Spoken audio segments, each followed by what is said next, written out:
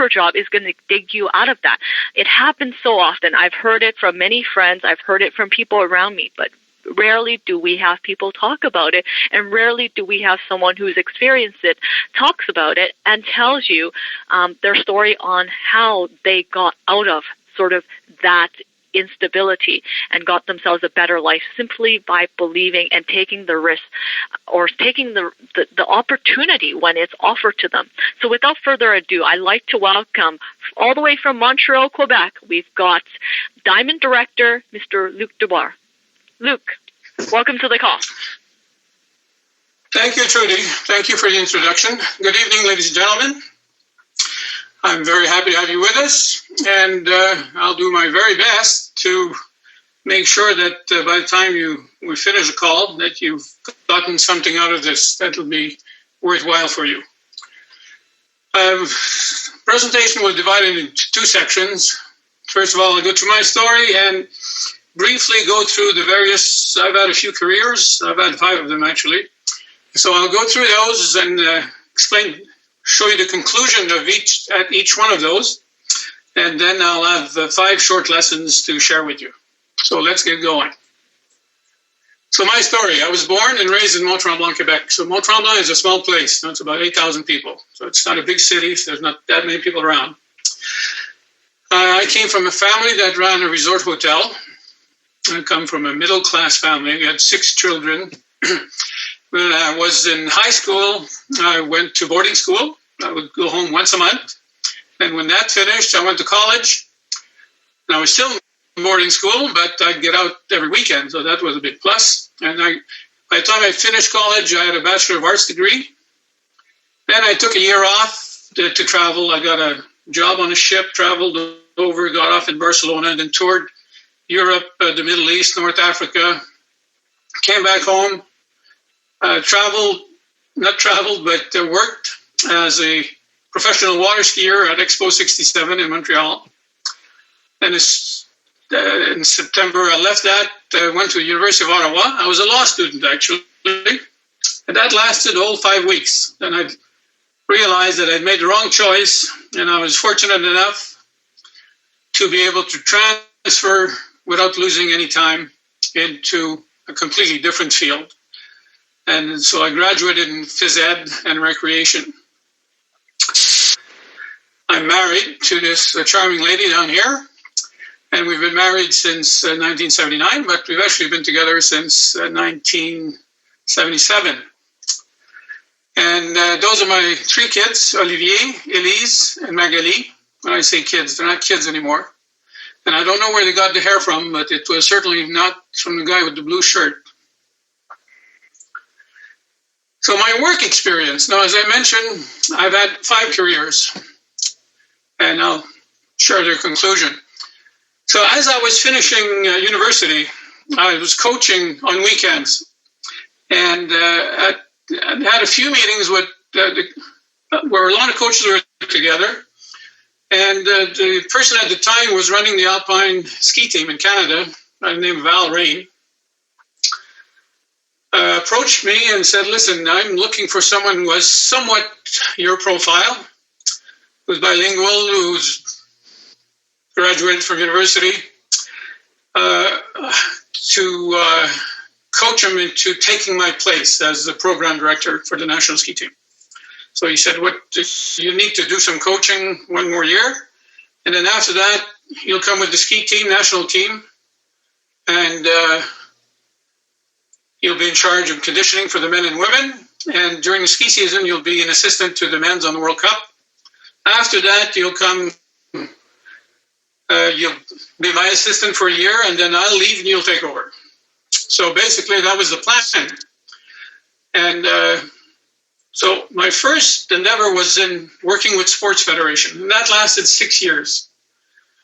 When I graduated, the Quebec ski team was not yet born and was going to be born.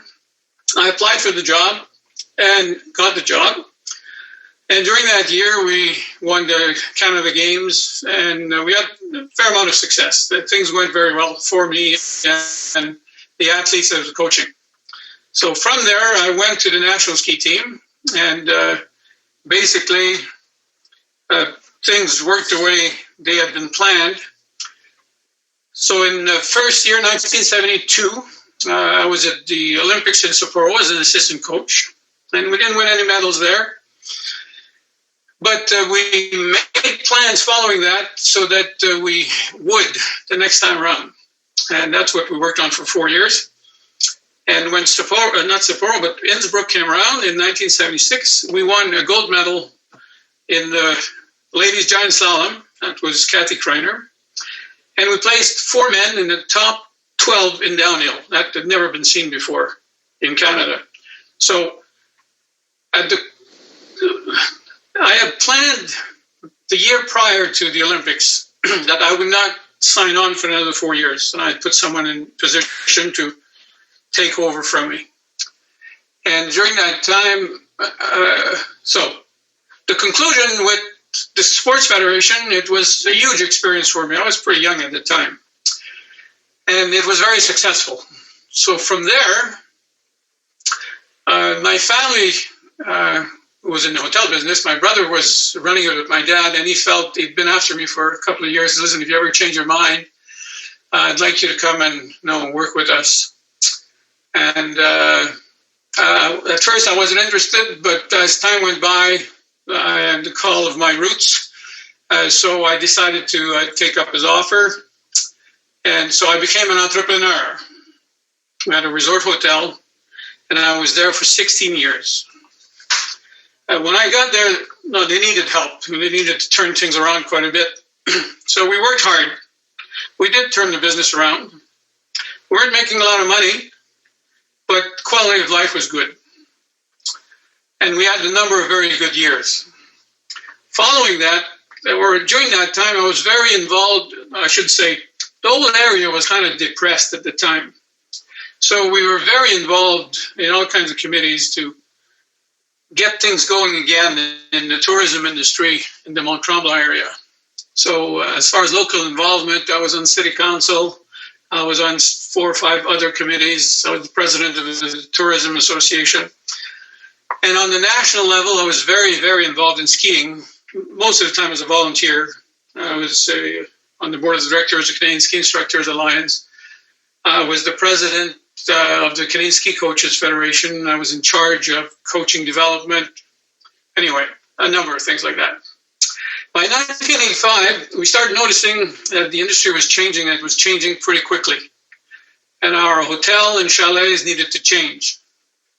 So we decided to make some big changes. Otherwise, within a few years, we would be out of it. Now, people just wouldn't come. We're now looking for condos, bigger rooms, more space, more modern. So we made a project to build a new wing, new kitchen, new rooms, an indoor sports facility, a large spa. I must admit we were a bit out of our league, but we were pretty gutsy and we were confident that we could pull it off. So we had to get the money together, for the financing. And we had 3 companies that are all related to real estate and to the hotel.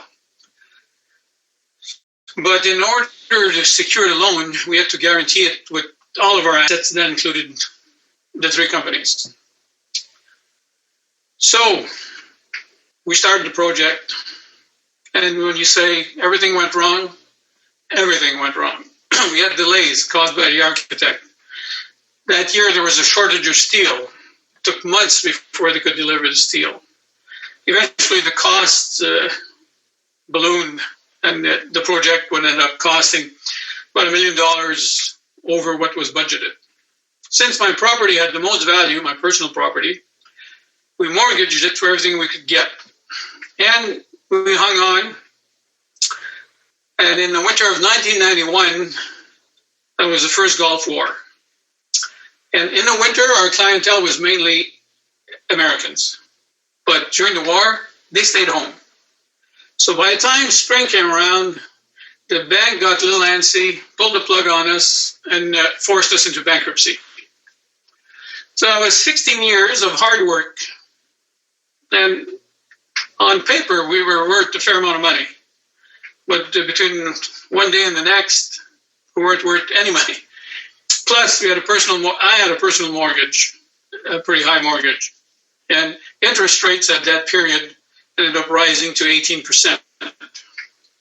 So the conclusion, after 16 years as an entrepreneur, I gained a lot of experience, but the end result was disastrous. Now, we were seeing this coming, and we knew that we're three brothers involved in the hotel, and we said, well, we'll try and get some partners, and if we can, we'll buy it back. But in our minds, no sane partners would join a business where there were already three brothers involved. So I decided to look elsewhere, and Interwest at the time was looking to purchase Mont Tremblant. And because of my link with skiing, I knew everybody there, and I'd met them as they were doing their due diligence. So I applied for the job of general manager. It took a while for things to change, for the deal to get concluded, and when it did, a week following that, I got a call. The guy said, I'm the general manager. I said, oh, darn. Okay. I was hoping I would be that. And no, it wasn't the case. But he says, I'm going to need some help. I'd like to meet you and see if we could work together. So we did that. I got a job as assistant to the general manager. Basically, there were 12 departments. We each took 6 departments, and off we went. Now, the place was a mess. It had been run down. The lifts weren't running properly. The accommodation was dated from 1948. It had a really bad reputation. The employees were not well treated, and consequently, they didn't treat their guests very well either. So we rolled up our sleeves, put in new lifts, established good communication with the employees and the union, got the message out that things were changing, that the company was going to spend $1 billion in 10 years. And within 1 year, we changed our reputation. We were rolling. We were passionate, and we were giving the company everything we had. At the end of the second year, just as I got back from my holidays, the general manager, whose office was just close to mine, says, listen, we need to talk. I said, fine, let's talk. And so I went to his office, and he was very uneasy. He needed to tell me something. Obviously, it wasn't pleasant. And eventually ended up by telling me that I was an operations person, and now they needed a marketing guy. So here's a severance pay. Sorry. Goodbye. Needless to tell you, I was shocked. I had gained tremendous experience, but again, the end result was not very good. It was disastrous. So I let a week go by, mulled things over. Obviously, I had a chat with my wife, who was extremely supportive, and I thank her to this day for her positiveness under the situation. And after a week, I said, I deserve better than this. I shouldn't be treated the way I am. Maybe they don't need me in that position, but they're going to spend $1 billion in 10 years. There's a place for me in this company. So I called the general manager, asked him if we could meet. And he said, yes, sure. And we had a good meeting. And I reminded them, as we were turning the company around, we very often with the employees used the analogy of the flock of geese that were flying. And the head geese breaks wind up front, makes it easier for the ones in the back, and the ones in the back quack to encourage him. And if a goose gets hurt or is sick and needs to go down to rest and recuperate, 2 geese will accompany it until it either dies or is ready to fly off again. So I said, I reminded them of this, and I said, I'm down, and I'm looking for the 2 geese who were supposed to be with me, and I think you should be one of them, because I'd helped them quite a bit. even in his departments, because he didn't speak French at the time. And so very often I had to go in and explain things to his staff.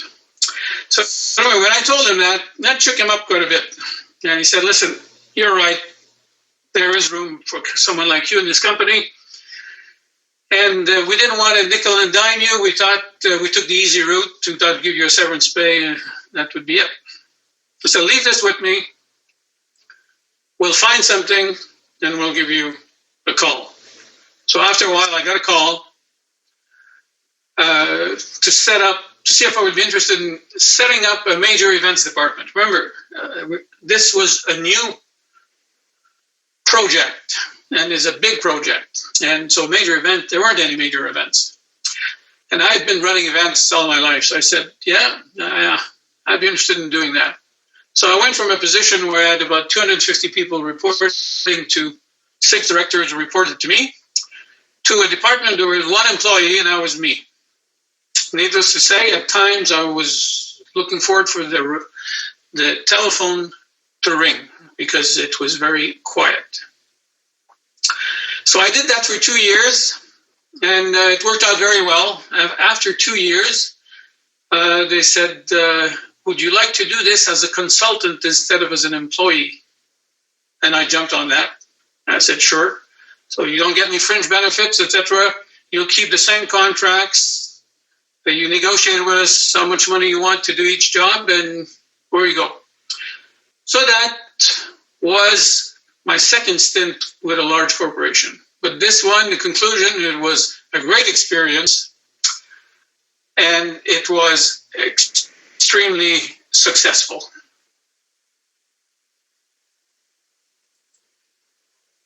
That year, that was 1995,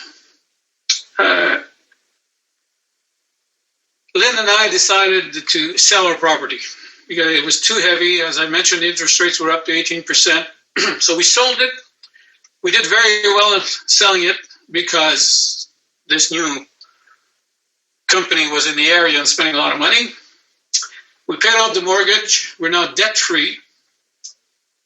And we made enough money to downscale in our size of house, but pay it cash.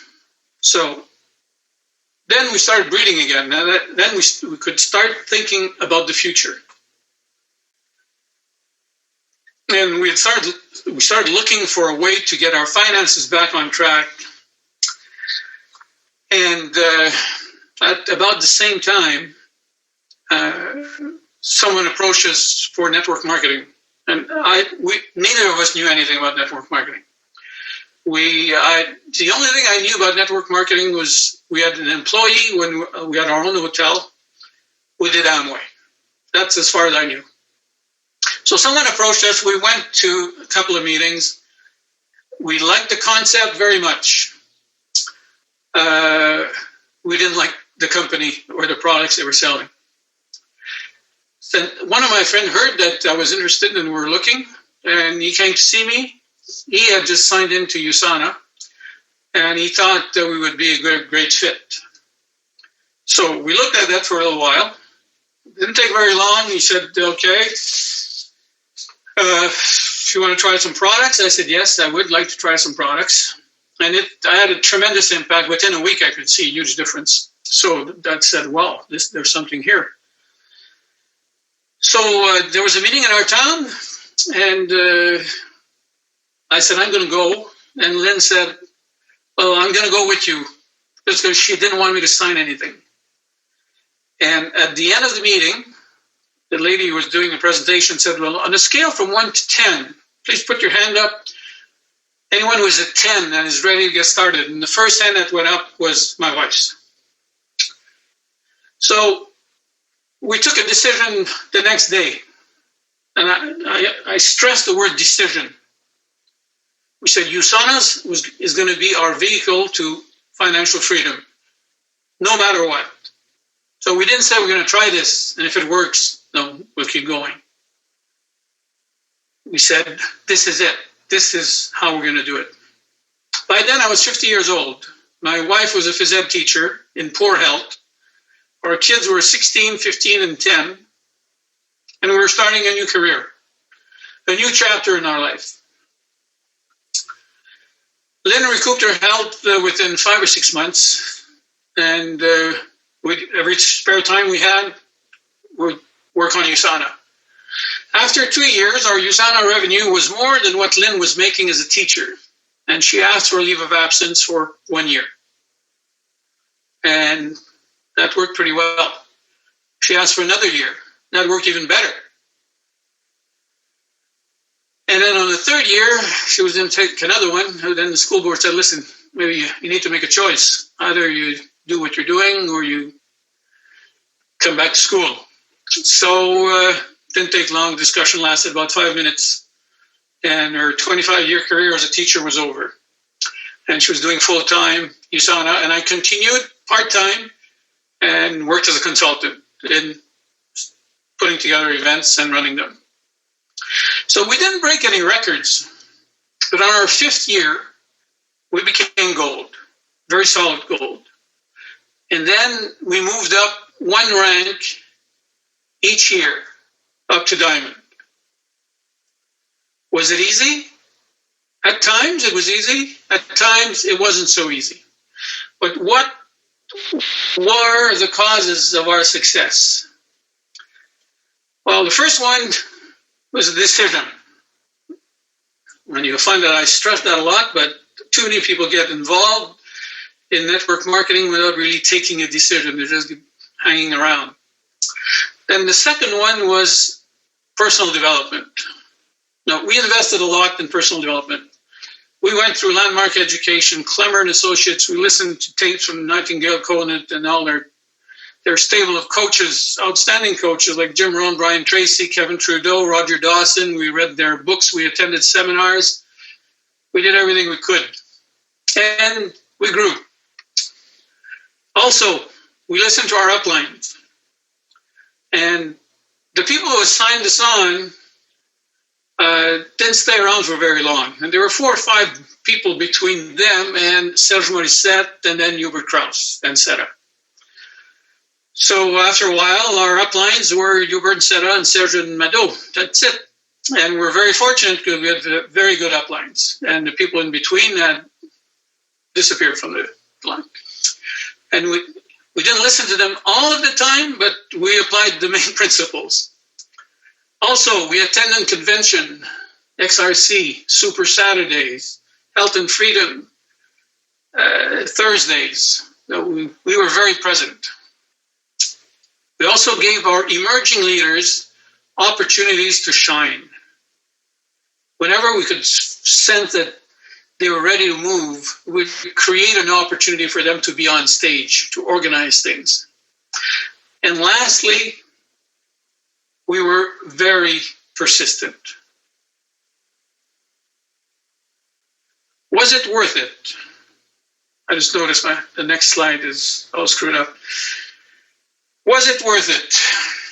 Now, in a regular job, if you average 5% a year, you're doing very well. There was our progression during the first 8 years.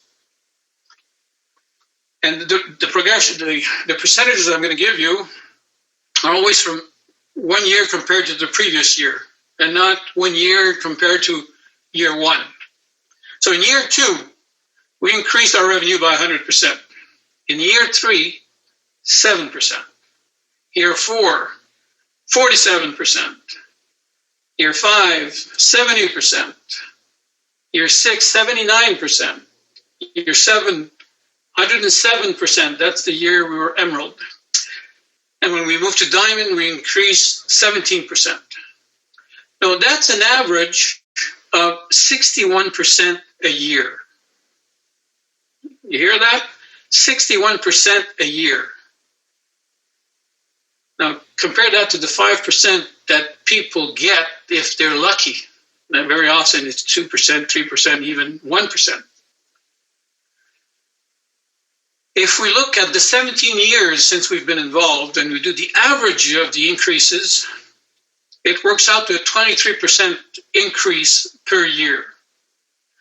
Since 2005, the year after we became diamond, We've been a member of Fortune 100 every year since 2005.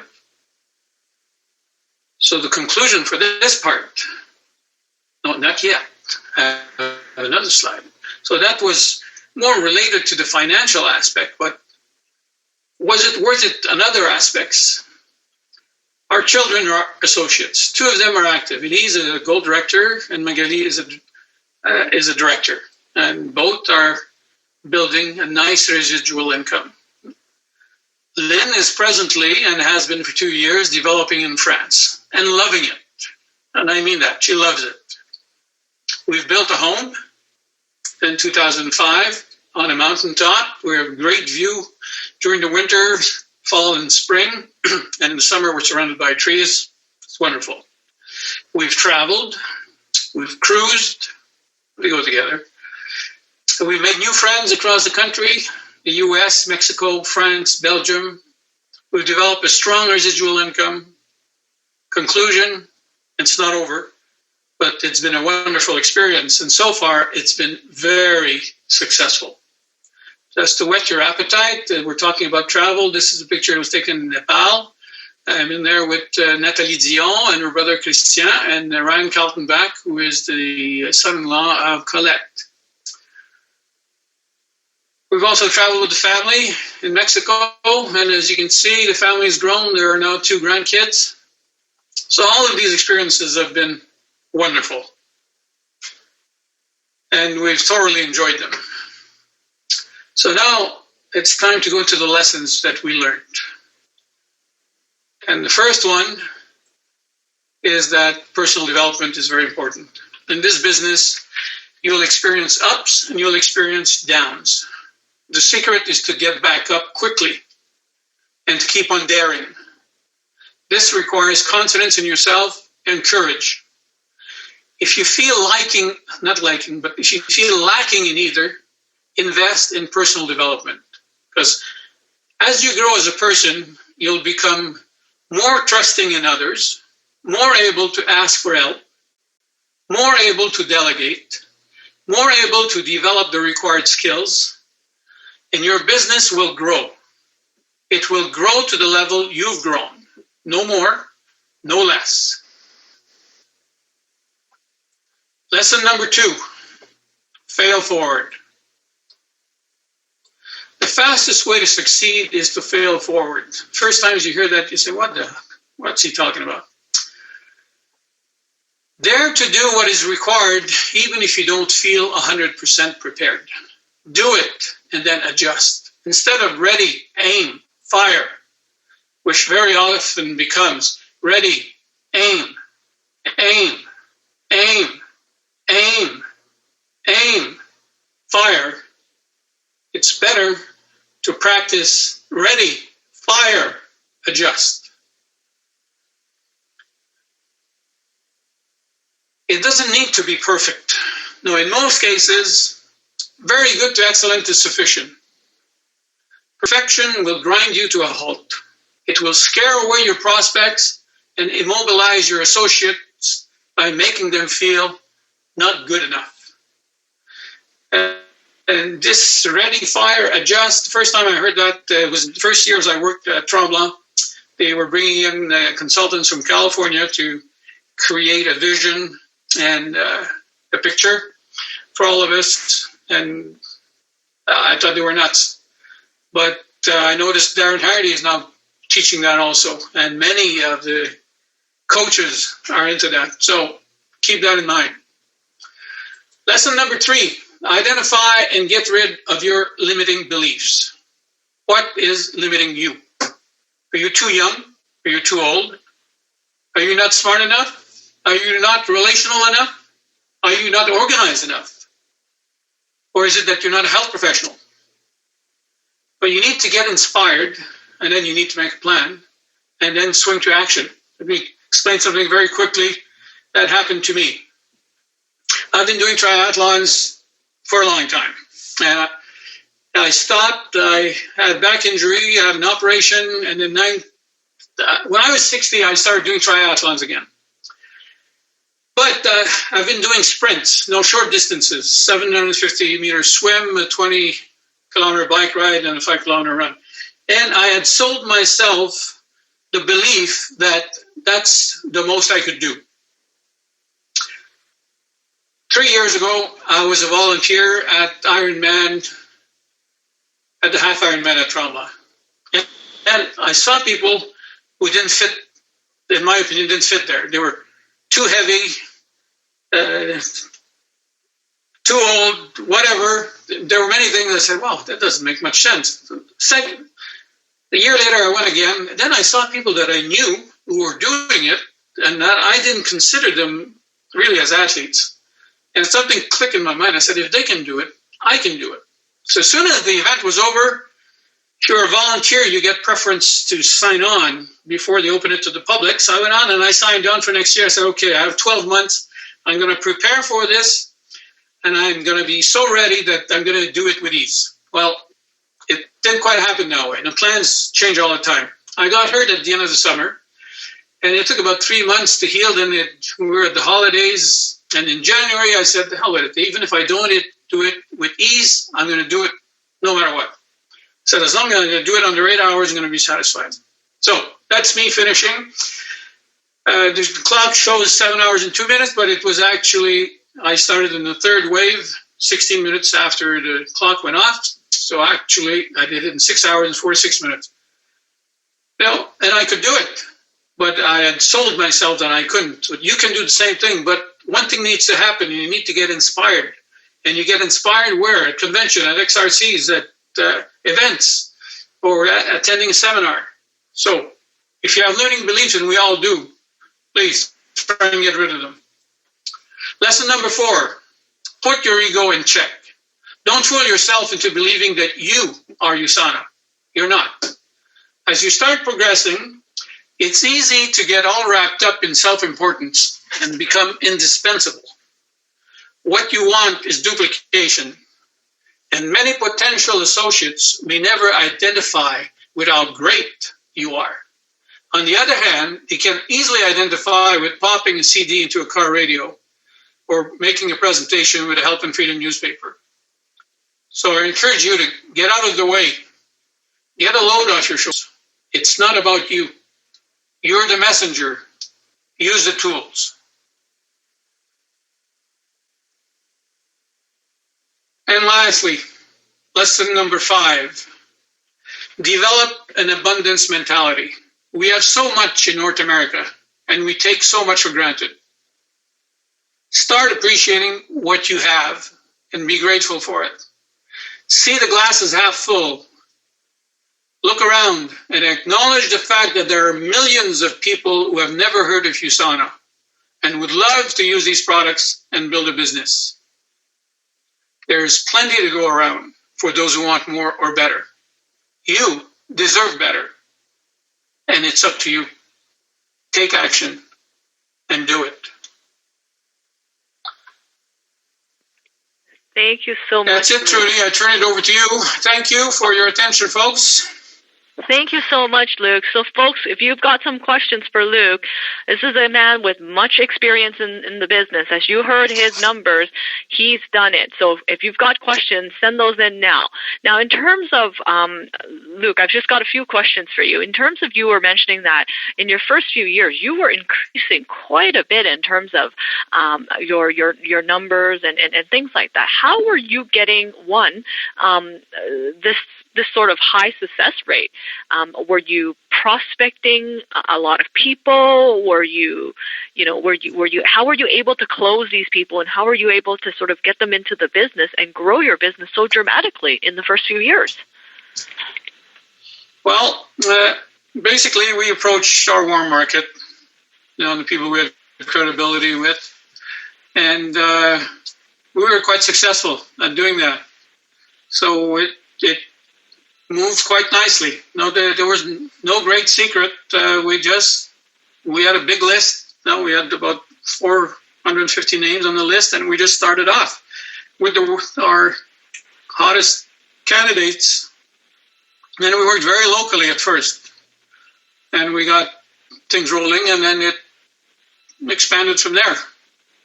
So no magic, just plain get on the phone, call people, tell them you'd like to meet them, you have something to share with them, and go from there, and then follow up, and follow up, and follow up.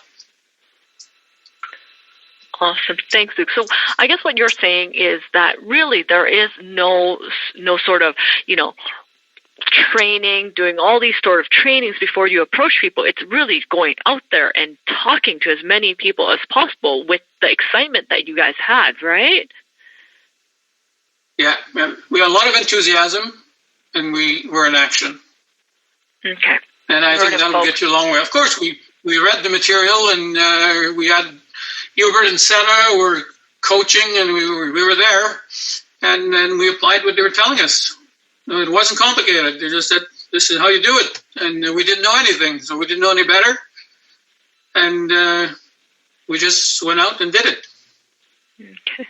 Well, you're saying that Hubert and Sarah taught you guys, this is how you do it. What was exactly if you don't mind sharing with us some of those tips that they offered you on how to do it with the audience? Oh, you got to invite, you got to present, you got to sign up, you got to teach, to teach, and you start over again. And basically, that was it. It's not complicated. It's not nuclear science. It's just a question of being in action, follow some basic principles, and do it.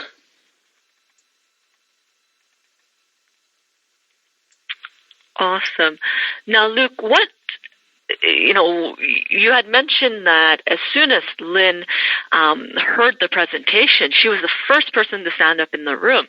Now, what made her decide instantly that USANA was the business for her? The lady talked about cells. And Lynn has a degree in science and biology, and she just loved cells. And that really got her excited. And for those of you who don't know Lynn, she's a very enthusiastic lady, and she gets excited very easily. And she's very spontaneous. So that was it for her. It all made what the lady was making the presentation. She was a nutritionist. It all made sense, and she showed cells. And when Lynn saw cells, something just clicked in her, and she said, "Okay, I'm here. Let's go." Who would have thought?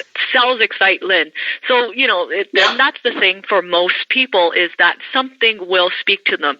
Do your presentation, and it will speak to people. It's the matter of presenting or putting somebody in front of a presentation, because, maybe what you believe will speak to them doesn't, but something else will, and that's exactly how obviously Lynn and you got on board, because something spoke to you at a presentation. Yeah, I had made up my mind before the presentation, and that's why Lynn came, so I wouldn't sign. That's interesting, isn't it? Yeah, exactly. Exactly. It's weird how things work, and then you can never guess what speaks to certain people. So just remember, folks, it's about, once again, inviting these people to the presentation, because when you get them in front of the presentation, someone will say something that will speak to them, and they could be your next diamond director, like Lynn and Luke, okay? One other thing that Luke did mention is that if you've ever met Lynn, she's an extremely enthusiastic, charismatic individual. She gets excited very, about certain things, and then she just she exuberates that excitement. And a lot of times it's that excitement that really transfers to other people. And I think that definitely has a lot to do with them getting so many people on board. Would you agree, Luke? Oh, entirely. Yes, that's certainly. No, enthusiasm sells. And knowledge is important, but if you have no enthusiasm, you're just going to bore people. So make sure you show some enthusiasm. Also, one thing I wanted to mention and I forgot, there's a book out there that It's called He Who Fails the Most Wins. Now, you can tell from my presentation that I failed a couple of times. And that's why I threw it now and fail forward. Too many people are afraid of failing. Failing is part of succeeding. Remember that. You're going to fail. You're not going to sign every person that you approach. It doesn't matter. You're going to leave that person, and you will have gained some experience, and the next time around you'll be better, and the next time around you'll be even better than that. And progressively people will join your business. That's a very good tip, Luke. Thank you so much. Now, one of our sort of audience members has a question, and that's: do you look for something specific in a prospect when you're approaching them for your business, or do you not sort of discriminate and judge? You just sort of open that invite to everyone? Well, I think we open the invite to everyone as far as the products are concerned. As far as the business is concerned, yeah, we tend to look for people who have enthusiasm, people who have a network, so people who know people, people who are credible, people who are hungry. Now, we look for people who are unsatisfied. And I think that's probably the biggest key. Now, you're looking for someone who is not satisfied, who wants better and more, and who is ready to do something about it, to take action. A lot of people want more. Almost everybody wants more. But very few people are ready to take the steps necessary to get there and get more. So, yeah, that's what we look for. Enthusiasm, credibility. Obviously, if they're fit and they're good looking and they're attractive, the more attractive they are and they have a good heart, the more they're going to attract people. But you don't need all of the qualities, you need a few of them. And the first one, I think, is to be hungry. If someone is hungry and ready to do what it needs to be done, that's who you want. The other one can look like a star, but if they're not ready to work, they're not signing on as clients, preferred customers. That's exactly it. And Luke, you've painted out a real beautiful thing about this industry is that it is an equal opportunity. It's an opportunity where, gender, age, education doesn't matter as much as how much you want it, how much work you put into it. Everyone can succeed, but it's based on your hard work. It truly is. It pays you based on your hard work, and that's why it's a very fair industry to be in, don't you think? Oh, exactly. I don't know of any other industry where it depends on you, and whether you're a man or woman, black or white or yellow or whatever color, you're all equal. No, what you do will determine what you're going to get. And sometimes it takes a little longer, sometimes it takes a little less time, but overall, you'll get there if you stick around long enough. I completely agree. There's no true, you can't fail in this business. You can only quit. So one other question, I've got, time for a couple more questions now. Luke, one question the audience has for you is what would it really take to get a solid momentum going in your business, especially in the face of difficult times and busy times like school and work? Like, what do you feel a person needs to do to get that momentum?